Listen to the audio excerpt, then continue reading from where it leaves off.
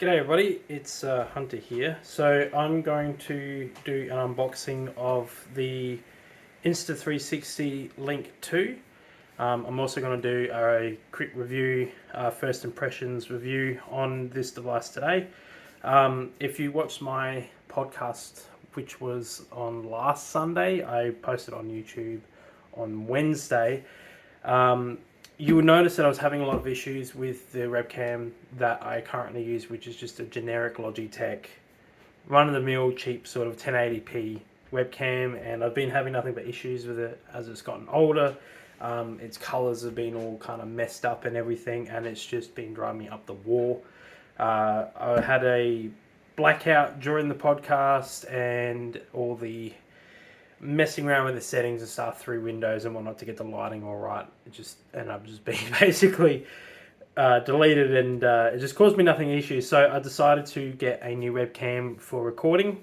The reason why I got the gimbal version is when I do a video on the automotive stuff or anything really, I can use this to follow me and track me by recording myself to make content, using like a laptop or something like that to make it more portable, make it easier. So I went for this. I also got it on special. I got it on special, which you'll see on the podcast if you watch it as well on Limited Basher. That I just happen to get it a lot cheaper than what it normally is. So pretty much the price that you would normally pay for the non-gimbaled Insta360 Link 2C, I think it's called. So yeah, pretty much get this, got it for the price of that essentially. Now what makes this cool is it is, obviously you can see here it's got AI inbuilt tracking, so it will lock onto you and it'll follow. You can also set up scenes and a whole heap of other things.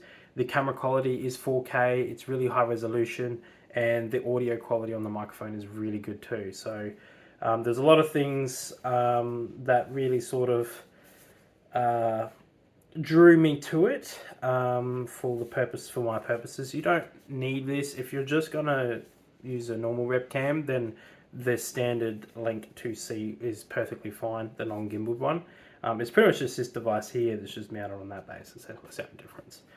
But for basically future uses for me, I wanted the gimbaled version, so that's why I went with that.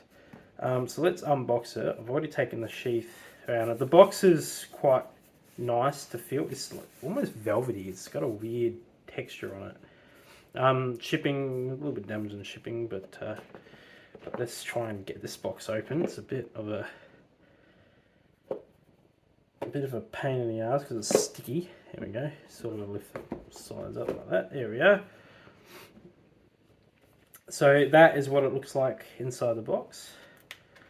So you've got, this is the mount that clips onto the top of the computer. It's quite firm, which is good. It's got a nice strong base. It does have padding in here to go on the mount. This lighting's probably shit, but it does have padding there. And that flips out like that too. So that's kind of cool. It does have the hole to screw onto as well. And it has little instructions on how to mount it, which is nice.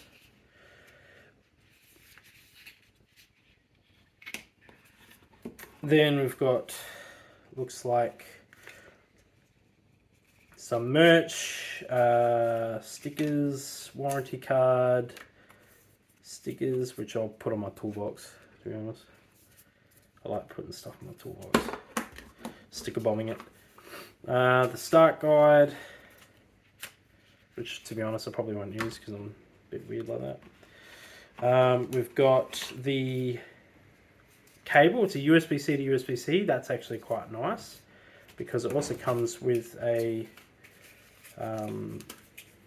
USB-C to USB-A adapter, which I will be using because I will have this plugged into my my hub, my USB hub. The reason why is because I want to be able to turn it off when I'm no longer not using it. For example, when I'm doing sim stuff. And this is the camera here, so it has quite a bit of motion. I don't want to force it because I don't want to damage it. It goes up and down, and yeah, it's got quite a lot of nice little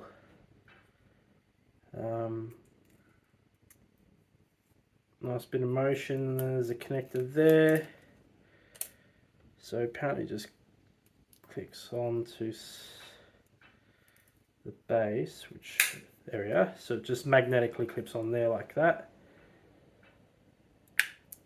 and then that's how it mounts. Alright, so that's the unboxing really. There's nothing really much to it. It has a lot of waste of space. I don't think there's anything underneath this. I think that's literally everything. Yeah, this is glued in. Yeah, it's glued in. That's not going anywhere. But it's got really good packaging on it. So we're going to set this up now and go from there. That sits quite nicely on there, and then plug her in, see what happens.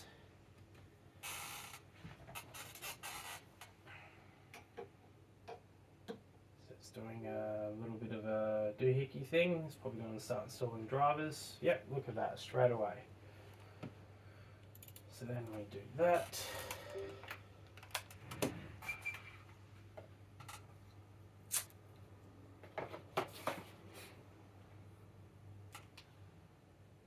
my headset on. Now my wire's all a bit messy at the moment because I've been currently doing shit with rerouting and stuff, so excuse the mess.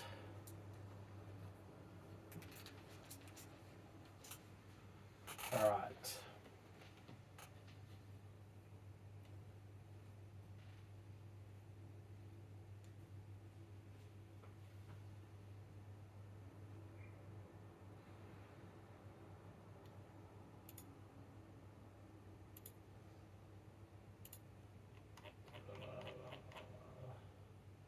Like everything with your license to user agreements, you never really read them because, you know. Yep. Yep. Yep. So far it's pretty good. The plug and play capability of this thing is pretty phenomenal. And I like it how when it's turned off it automatically faces in the privacy mode, which means it faces down so it doesn't look at you.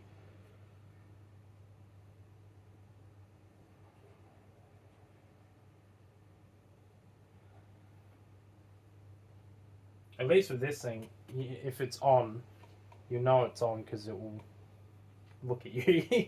So, I mean, you notice it any webcams on because you see the light on. So if someone hacks into you for whatever reason, at least they can sort of, you can tell. Alright, so let's launch.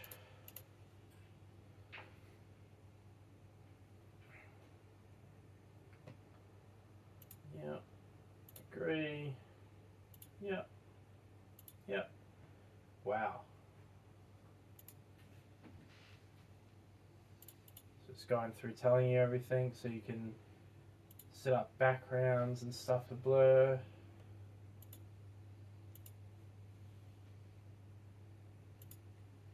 Nice. So let's go effects, background, let's blur that. Let's see what it looks like. Got it. That's pretty good actually. I like that. You can also change it like that's a bit fuzzy. But the tracking, whee, it's like I'm flying around. That's funny. But the tracking is really good. I like that. You can put makeup on me.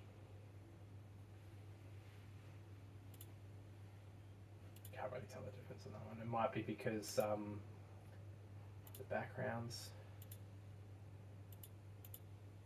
Yeah. So I can blur it. The blurring's not too bad. It's broken. This computer does not support the bokeh feature for optimum performance. Windows systems recommend the video graphics card for the GTX 1080 or 1060. That's interesting. So AMD isn't supported by this, by the looks of it. That's interesting. So you can go portrait.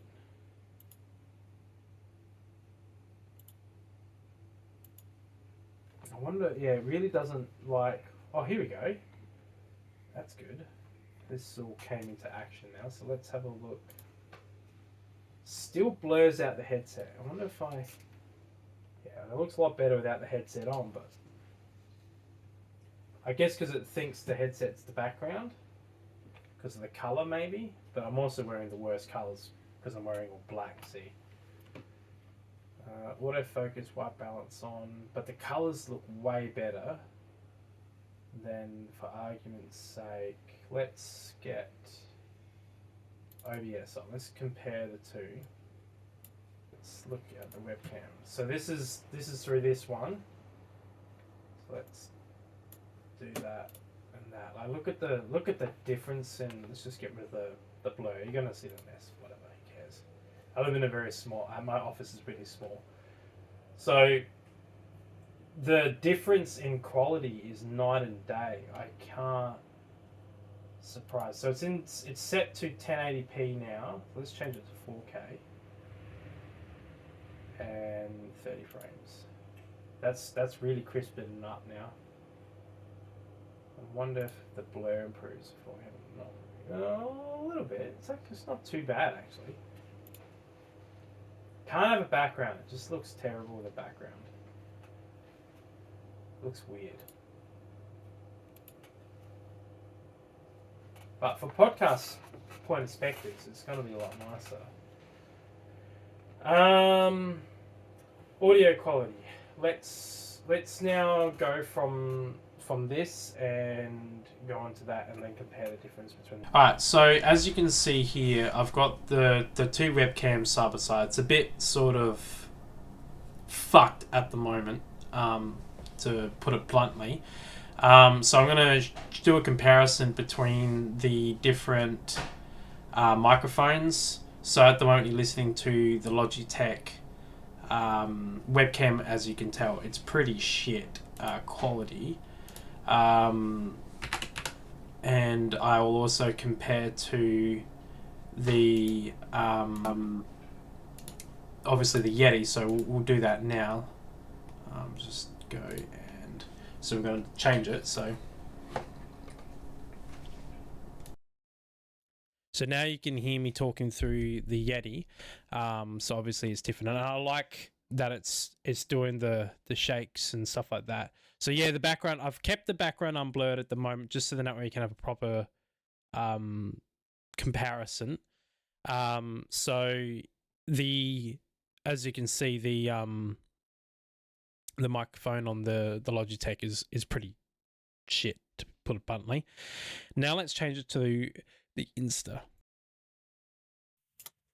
So now you're hearing me through the Insta. Now I haven't gone through any of the tweaks and stuff like that you can do with the software. Just having a quick little look while I was just setting up and playing around with things.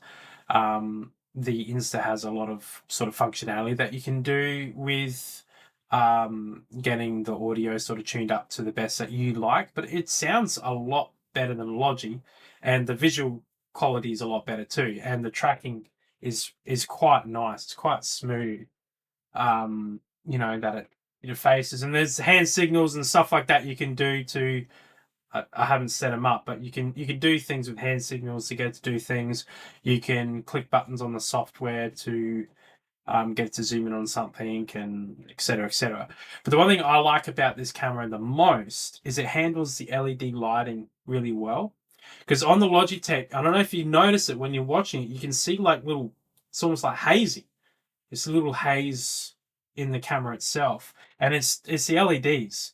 Even when I record on this, I get the exact same issue on my Pixel. Is the LED light, which is up there. It's probably a cheap, shitty LED light. So its frequency is probably very close to what the Logitech webcam is, and this, in terms of the frame rates and stuff like that.